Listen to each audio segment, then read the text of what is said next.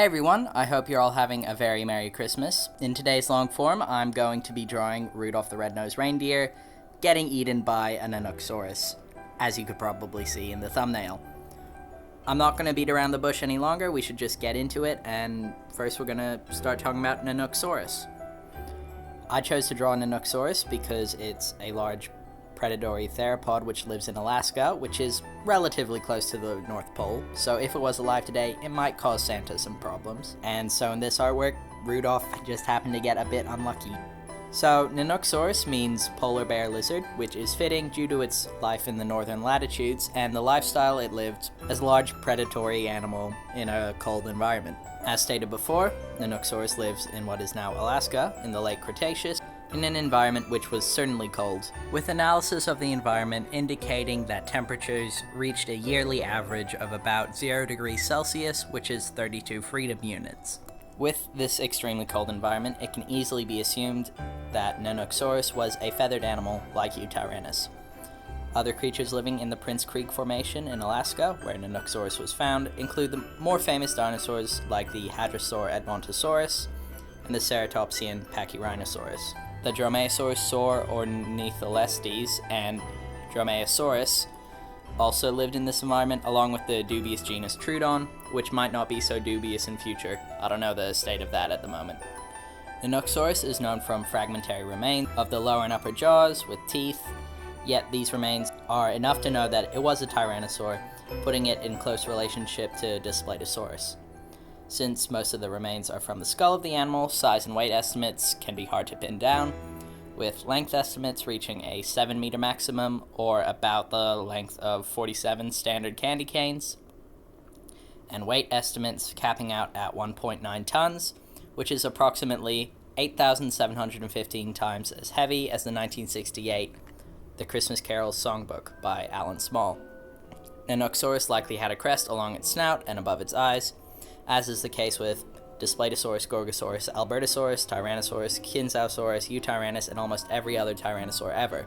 The crest shape is largely unknown, so I've decided to take inspiration from one of the works of Dead Sound, one of my favorite paleo content creators, where Nanuqsaurus appeared in an episode of his Dinosauria series called Our Frozen Past, which follows the story of a mother Troodon and her fight against a pair of these large predators. In his depiction, Nanuqsaurus possessed a bony ridge along their snout with 2 upwards pointing crests above their eyes. I've decided to go for this one just because I like the way it looked. You should definitely check Dead Sound out, his works are amazing.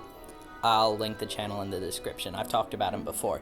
Apart from this, I don't think there's much else I can tell you about Nanuqsaurus, apart from the fact that it was a very cool theropod. So now it's time to talk about the less fortunate individual in this interaction, which is, of course, Rudolph the Red-Nosed Reindeer. I chose Rudolph as this Nanuqsaurus' food of choice, due to the fact that, apart from running away, there's not much that a reindeer could do to stop itself from being hunted by a Nanuqsaurus. It could try to use its antlers as a form of defense, but I don't think it would do very much in the face of a very large and hungry theropod. But more on Rudolph. Rudolph was first introduced to the Christmas scene in 1939 as a marketing gimmick for a retailer in Chicago. The book was written by Robert May, who took inspiration from the poem "'Twas the Night Before Christmas, and the fact that his daughter's favorite animal at the Chicago Zoo was the deer. The first film rendition of Rudolph was introduced in 1948, 1 year before the song came out. This film was more accurate to the original story, and was a cartoon which was relatively short in length, and was produced by Max Fleischer and Jam Handy.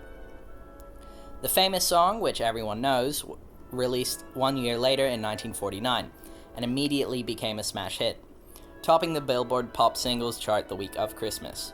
The record sold over 20 million copies before Christmas 1980, which is crazy for a goofy little song about a reindeer with an active fog light in place of a schnoz.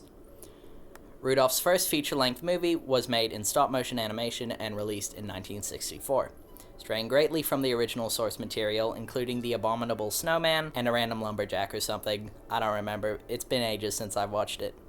I don't know what else to tell you about Rudolph. I mean, you should all know the incredibly annoying song and the story before that. So, some of you might have noticed that the final artwork is quite different from the one seen in the thumbnail.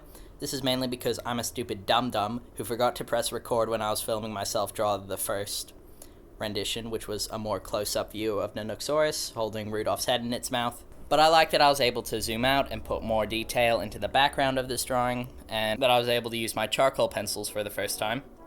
I had no idea how to use them, I just kind of used them as sort of coloring pencils, but with a bit of shading. I'm really not sure. I need you guys to help me out with this one.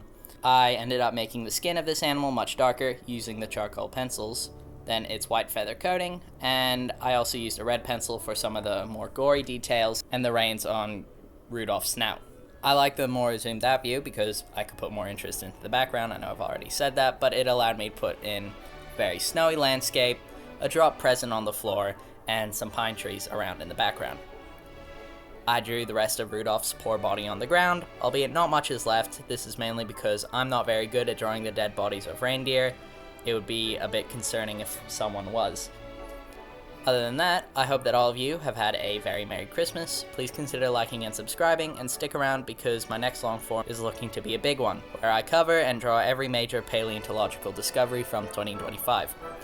Probably won't release by the new year, but definitely early January. Also comment which Christmas character should get eaten next. Mrs. Claus, one of the elves, the Crispy Kringle himself. I don't think anyone's safe. Have a good one, and I'll see you before next year. Bye-bye.